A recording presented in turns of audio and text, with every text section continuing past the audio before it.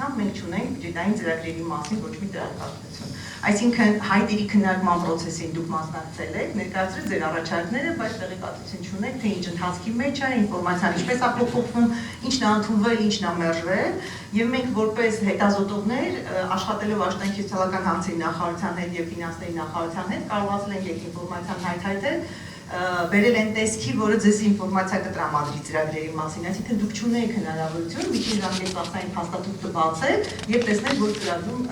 ինչ ռեսուրսներ են նախատեսվում։ Ինչու՞, որտեղ միջին ժամկետային փաստաթուղթը դարձել է ավելի փաստորեն կոնկրետ եւ քաղաքականությունների ուղղություններին միտված փաստաթուղթ եւ ոչ թե բյուջետային ծրագրերի սահմանաչափերը սահմանող կամ բյուջետային ծրագրերի միջոցառումներին հատկացող բյուջեները սահմանող։ Եթե միջև հիմա չեք հասցրել նկատել, եթե բարձրացեք հիմա միջին ժամկետային ծրագիրը, կտեսնեք, որ ծրագրերը այդտեղ չկան կամ ոլորտային ուղղություններ, ոլորտային գերակայություններ եւ ոլորտային սահմանափակումներ բյուջետային կամ չի կարելի էլի սահմանափակում ասել, այն ռեսուրսները, որոնք անհրաժեշտ են, որպեսզի փաստորեն այդ ոլորտում քաղաքականությունները իրականացվեն։ Հետևաբար հնարավորությունները քաղաքացիական հասարակության մասնակցելու process-ին փոքր-ինչ մի քիչ փոփոխվում է։ Եկեք տեսնենք ինչն է փոխվել։ Սա ըստ էության 2026 թվականի ժամանակացույցից մենք հանել ենք այն կետերը, որոնք վերաբերում են քաղաքացիական հասարակության մասնակցությանը, այսինքն հնարավորություն են տալիս մասնակցել բյուջեի հայտերի մշակումը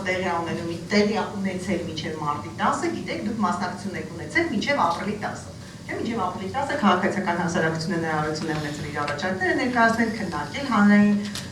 մարմինների հետ եւ այդ առաջարկները, որոնք մի մասը տեղ է գտել, մի մասը տեղ չի գտել բյուջեում, կոնկրետ սոցիալական պաշտպանության բյուջեում մենք դիտարկեցինք 3, որ 3 առաջարկ են ներկայացվել, 3-ն էլ հայտերում տեղ են գտել քաղաքացիական հասարակության կողմից ներկայացված հայտերը։ Հետո դրանք գնում են ֆինանսների նախարարություն քննարկման, նախկինում մենք ինչ հնարավորություն ունենք, տեսեք, մենք կարող ենք նախկինում մինչև այս փուլը միջին ժամկետային ծրագրի մշակման եւ ներկայացման փուլն է, դուք սրան չեք մասնակցում, հայտերը գնացին, սահմանաչափերը ներկայացվեցին, մինչև հունիսի սկիզբը միջին ժամկետային փաստաթուղթը ներկայացվում արդեն կառավարության էգիդություն, մենք սա արդեն ունենք այս փաստաթուղթը։ Ինչ փոփոխություն ունենք դրանից բացի, միջին ժամկետային ծրագրի բովանդակությունից բացի, մասնակցության եւ ժամանակացույցի իմաստով։ Տեսեք 25 թվականին մինչև հուլիսի 29-ը փաստորեն պետական մարմինները ազգային ժողովի հետ այդ ժամանակահատվածում պայմանավորվում էին ժամանակացույց էին սահմանում քննարկումների, այսինքն հանձնաժողովներում, ոլորտային հանձնաժողովներում քննարկումներ էին իրականացնում, քննարկումները ծավալվում էին բյուջետային հայտերի, բյուջետային ծրագրերի շուրջ։ Դա մանդատային էր, այժմ ոչ, այժմ հայեցողական, այսինքն պետական մարմինները եթե գտնեն դրա կարիքը կա ազգային ժողովի հետ սահմանեն այդ քննարկումները, եթե ոչ, եւ դա եթե պետական մարմինները նման կարիք չունենան, մեզ այս ոչ ոք չի կարող իրենց մեղադրել, համաձայնեք, բայց ազգային ժողովն էլ տեղ ազատություն ունի եւ ինքը փաստորեն այդ քննարկումները կարող է չկազմակերպել։ Հիմա խնդիրը ոչ թե այդ հարցը կազմակերպել չկազմակերպելու մասին է, այլ նրա մասին, որ քաղաքացիական հասարակությունը կարող էր ազգային ժողովի հանձնաժողովներում մասնակցել այդ քննարկումներում, իր առաջարկությունները շարունակել ներկայացնել այս փուլից հետո։ Այսինքն այս փուլից բացի դուք դեռ կարող էիք աշխատանք ծավալել բյուջետային ոլորտում մինչև հուլիսի վերջ ազգային ժողովի քննարկումներին մասնակցելու, բայց հիմա դրանք չկան այդ քննարկումները։ Սա չի նշանակում, որ իրանք ընդհանրապես չկան։ Ես ուղղակի ուզում եմ ձեզ տեղեկացնել, որ դուք կարող եք ձեր առաջարկները կրկին ներկայացնել, արդեն լոբինգն է աշխատելու, էլի ձեր կողմից դուք պետք է աշխատեք պատգամավորների հետ, հանձնաժողովների հետ, մեկնաբանեք, բացատրեք ձեր առաջարկները, պահանջեք, որ լինեն այդ քննարկումները, դրանք իրականություն կդառնան։ Ամեն դեպքում վարչապետի որոշմամբ ժամանակացույցով սահմանված է պլանում, բյուջետային ժամանակացույցում, դրանք որպես այդպես ֆիքսված գործընթացի մաս չեն կազմում, դրանք հայեցողական են դարձել։ Եվ մի հնարավորություն էլ ունեք, շատ փոքր է, ինչքան ժամանակը վերջանում է, մոտենում է ավարտին, տարեկան բյուջետային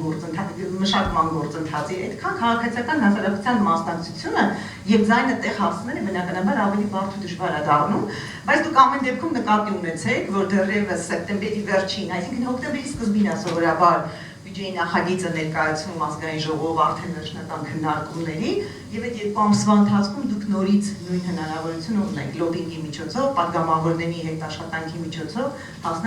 մասնակցել հանձնաժողովների ներքին քննարկումներին եւ ձեր հարցերը պիտի բարձրացնեն ոչ թե դուք բարձրացնեք, այլ հանձնաժողովները բարձրացնեն բյուջետային քննարկումներ։ Այսքանը պարզապես գիտություն փոփոխությունների մասին, ինչ ունենք փոխված ժամանակացույցում եւ ինչ ունենք փոխված ընդհանրապես բյուջետային գործընթացում։ Այո։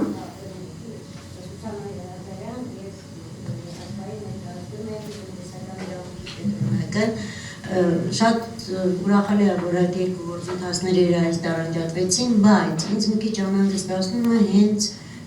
ՀԿ-ների կողմից ներկայացվող առաջարկությունների ժամկետի անփոփոխ մնալը։ Այսինքն,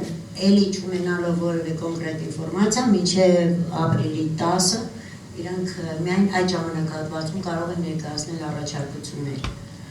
Իրականում կարճ է ժամանակահատվածը 1 ամիս, բայց ենթադրվում է, որ ՀԿ-ները պատրաստվում են դրան դեռևս նախորդ օրինակ մենք հիմա քննարկում ենք, հասկանում ենք, որ ունենք ժամանակային սահմանափակում, եթե կա քաղաքացիական հասարակություն, որ առաջարկություն ունի անելու, ենթադրվում է, որ հիմքանից պատրաստվում է, որպեսզի հաջորդ տարի մինչև ապրիլի 4-ը, այլապես պարզապես հնարավոր չի բյուջետային ոչ փաստաթուղթը շատ մանրամասն ուսումնասիրել, նոր մշակել կարծիքներ։ Կարծում եմ նրանք, ովքեր գործընթացի մաս չեն, 1 ամսվա ընթացքում ոչ մի արդյունք չեն կարող ստեղծել, հա, պիտի լինեն process-ի մաս, այդ գործընթացին տիրապետող, տեղեկատվությանը տիրապետող։ Այսպես, իրենց ցանկացած ժամանակ կարող են առաջարկներ նախարարություններին կարող են ներկայացնել մինչև ապրիլի 4-ը, որտեղ դրանից հետո նախարարությունները կարող են ուղղակի չլսել, բայց ազգային ժողովի հետ կարող եք աշխատել մշտապես։ Մշտապես կարող եք ազգային ժողովի հետ աշխատել։ Մի հարց էլ կուզենայի շեշտել։ Օրինակ անցյալ տարի այս պահի դրությամբ, չնայած ասեցի խոսքից մեջ, բայց կուզեմ նորից ֆիքսել։ Անցյալ տարի հենց այս նույն ժամանակահատվածում նորից քննարկում էինք սոցիալական ես միայն ծրագրի փորձագետ USAID-ի ներկազմակերպում, այս միջոցառումներ ներկազմակերպում, հանրային քննարկումների աշխատանքի եւ սոցիալական հարցերի նախարարության համար մասնակցել եմ այդ քննարկմանը եւ ներկայացրել ենք միջին ժամկետ ծախսային ծրագրով հաստատված սոցիալական, ոչ թե հաստատված, այլ ներկայացված կարելի ասել, սոցիալական պաշտպանության բյուջեն։ Դուք հիմա այս տեղեկատվությունը չունեք։ Եթե հիմա քաղաքացիական հասարակությունը փորձի հասկանալ, որ ծրագրով ինչ ռեսուրս է նախատեսված, ինչ նոր նախաձեռնություններ կան, արդյոք այդ նախաձեռնությունները ընդունվել կամ մերժվել են, նախաձեռնությունները ինչ կան կարող է տեսնել հայտերի մակարդակում, այսինքն ապրիլի 4-ի, ապրիլի 10-ի դրությամբ կարող է տեսնել, բայց դրանից հետո ինֆորմացիա չեք կարող տեսնել մինչև հոկտեմբերի սկիզբ։ Այսինքն փակվել է ինֆորմացիայի թափանցիկությունը քաղաքացիական հասարակության համար, այսպիսի իրավիճակ կա, չգիտեմ, կուզանա երևի Տիկին Գաբրիելյանը կարձագանքի երևի այս հատվածին, բայց դա անելով իրենք մի ուրիշ խնդիր են փորձել լուծել, այս մասը քաղաքացիական հասարակության համար մի քիչ ոչ թափանցիկ է դարձել։ Լավ, այսքանը շնորհակալություն եմ ուզում հայտնել այդ լսելու համար, խոսքը փոխանցեմ Լիլիթին, Լիլիթը փորձի այդ հավաքված տեղեկատվությունը ֆինանսների նախարարության, սոցիալական պաշտպանության նախարարությունից, աշխատանքի սոցիալական հարցերի նախարարությունից, համակարգին եւ փորձի համառոտ ձեզ ներկայացնել, թե բոլոր նոր նախաձեռնությունները, թե